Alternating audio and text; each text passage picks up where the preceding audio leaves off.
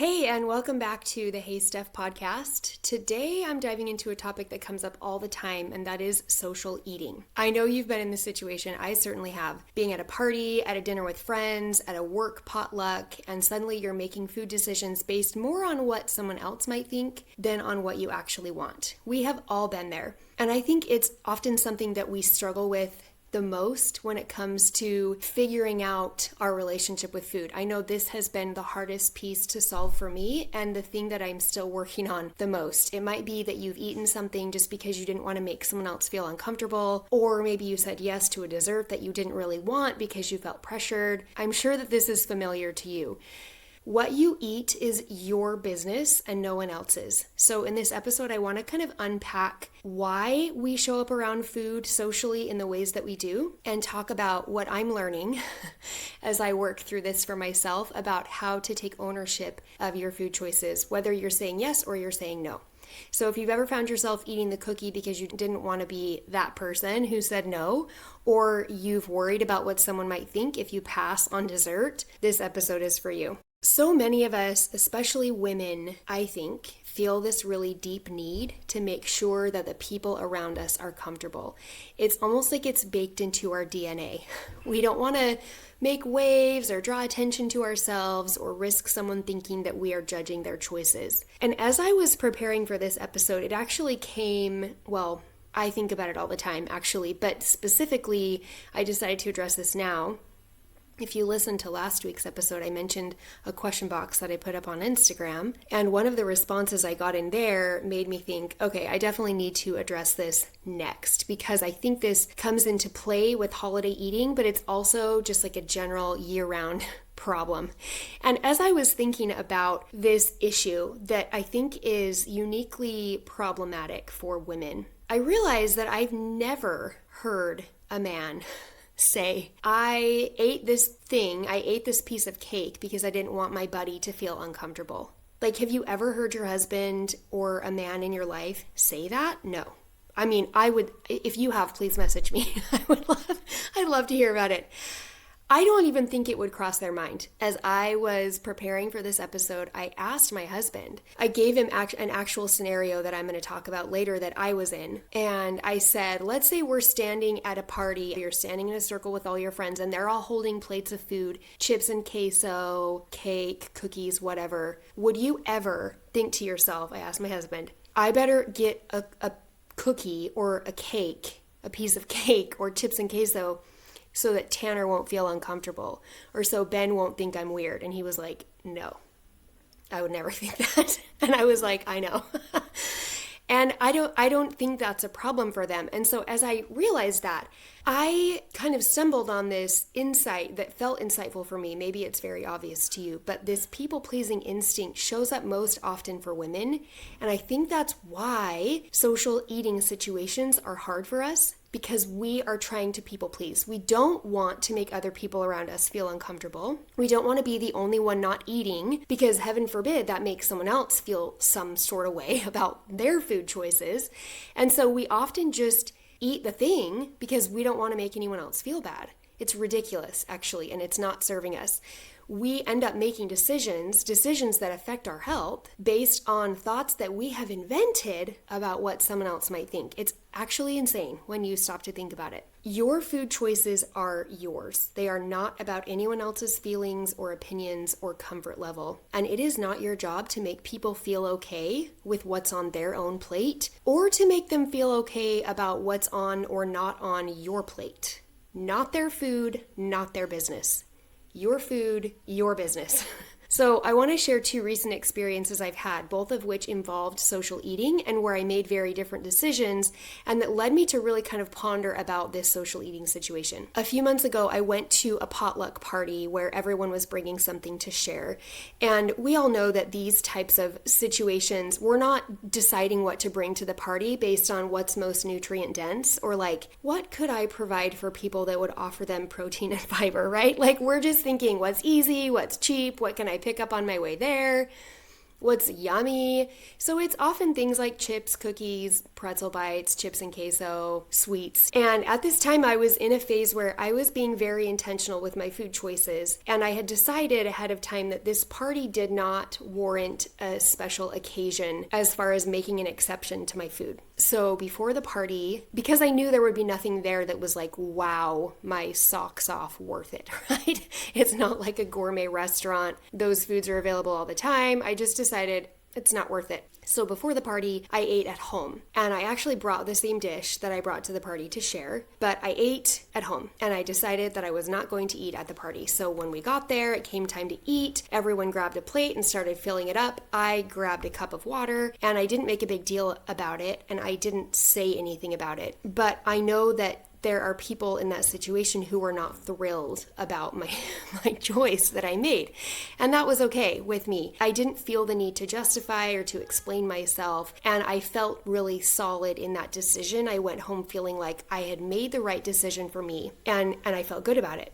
A few weeks later, I went out for a birthday lunch with a friend, and we went to this cute French cafe, and we ordered lunch, and we decided to share 2 French pastries for dessert. And I ate the dessert. I didn't overthink it. It was delicious, and it was so fun. It was a really great time building my friendship with this person. And when I reflected on it on the way home, I also felt really good about it. I knew that eating the dessert had been the right choice. In that first situation, I decided I didn't want to eat the party food because it wasn't worth it to me. And in the second situation, I decided I did want to eat the dessert because it did feel worth it to me. It did feel right in that moment. My friend Emily always used to say the right choice is always circumstantial. She would say this in reference to food, and I love that, and I think it's absolutely true.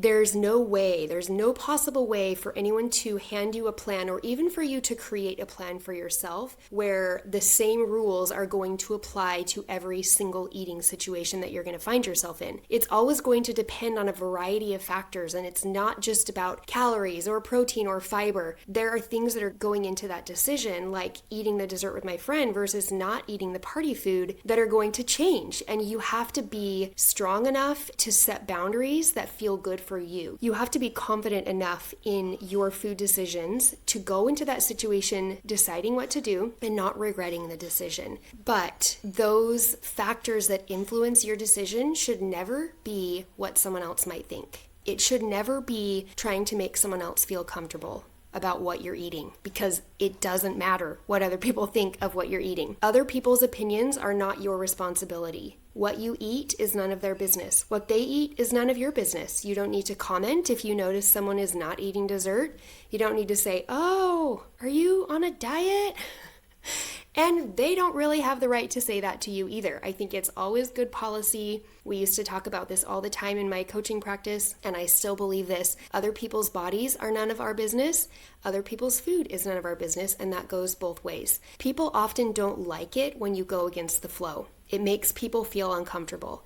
If they're the only one eating, or you're the only one not eating the X, Y, and Z, someone might make a comment to try to convince you to join in, right? To make them feel better about their choice. But it is not your job to validate anyone's food decisions, and you don't need other people's validation for your food decisions. It's not your problem. Your food decisions are not about them. You don't owe anyone an explanation or a justification for what you're eating or not eating. You can just be like, "I'm not hungry right now." I mean, you can say something that's not even true because it doesn't matter. It's none of their business. So whatever you say doesn't matter. You can, if you feel like it's a relationship in your life that you would like to talk about this with someone and explain why you're eating or not eating such and such, but you don't have to. And it's totally okay to do something differently than the people around you. It's okay to say no. It's okay to say yes. It's okay for you to be in charge of that. It's okay even to risk hurting someone's feelings if their feelings are tied to what you're eating or what's going on your plate. Most of the time, I think people are not even noticing or thinking about your food choices as much as you think they are. So you can just go into social eating situations with your blinders on. Take care of yourself. Decide what feels good to you. If this is a splurge food that feels like, yeah, this is totally something that's worth it, eat it. If you're looking at the spread on the table and you're like, not loving any of these options, feel free to say no. feel free to use that energy intake on something better, something that you do feel like is worth eating. It's absolutely okay to set those boundaries.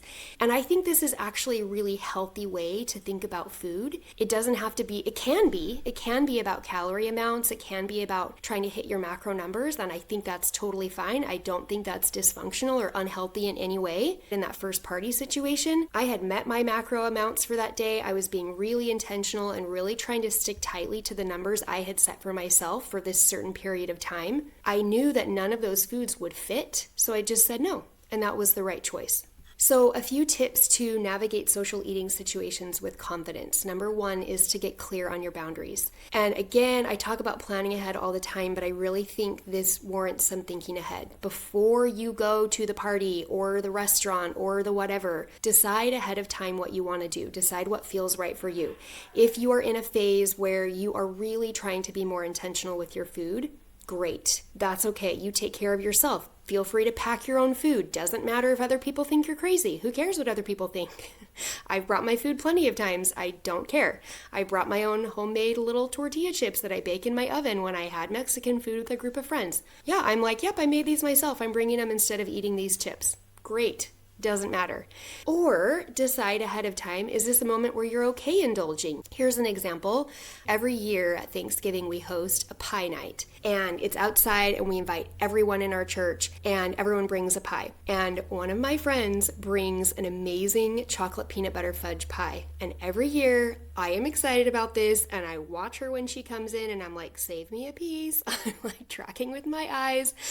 And this year I had a piece of her pie and it was so good. The other pies were not worth it to me. This pie is worth it to me. So, and I knew ahead of time that's something that I would love to have a piece of. So decide ahead of time, think ahead, plan ahead. It will make you feel so much more confident in the moment and make you feel better about your decision later on as well. So a good way, I think, to circumvent that feeling of food guilt is being intentional and making an intentional decision before you get into that situation. Don't be caught off guard. Number 2 is to practice a polite no or a polite decline. You don't owe anyone an explanation. Again, a simple no thanks is totally enough of a response.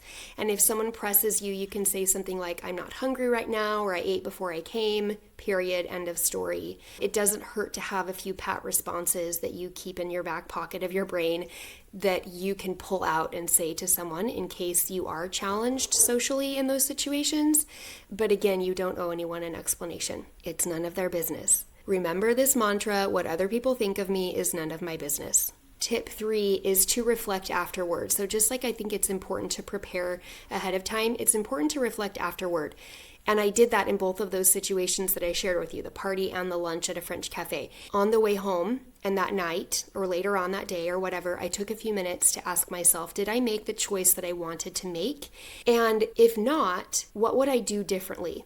So when I do go into social eating situations and I kind of feel like I lose control or I make decisions that feel out of alignment, which happens to me as well. I'm giving you examples where I did the right thing. I have thousands, millions of examples where I didn't do what I wanted to do.